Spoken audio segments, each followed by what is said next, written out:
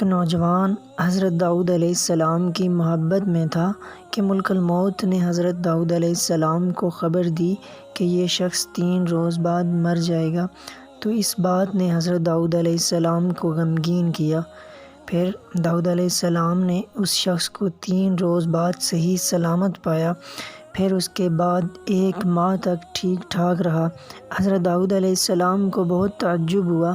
پھر داؤد علیہ السلام کے پاس ملک الموت حاضر ہوئے اور عرض کی کہ میں نے اس شخص کے پاس روح قبض کرنے گیا تو اللہ تعالیٰ نے مجھ پر تجلی فرمائی اور فرمایا یہ شخص اپنی عمر پوری کرنے سے قبل باہر نکلا اور ایک مسکین کو پایا۔ اس نے اس مسکین کو 20 درہم دیے تو اس مسکین نے دعا دی کہ اللہ تعالیٰ تیری عمر میں برکت فرمائے۔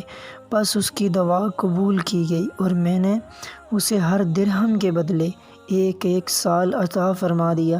سبحان اللہ۔ حدیث مبارکہ ہے کہ صدقہ 70 قسم کی بلاؤں کو دور کرتا ہے، جن میں آسمانی بلائیں، بدن بگڑنا اور سفید داغ ہیں۔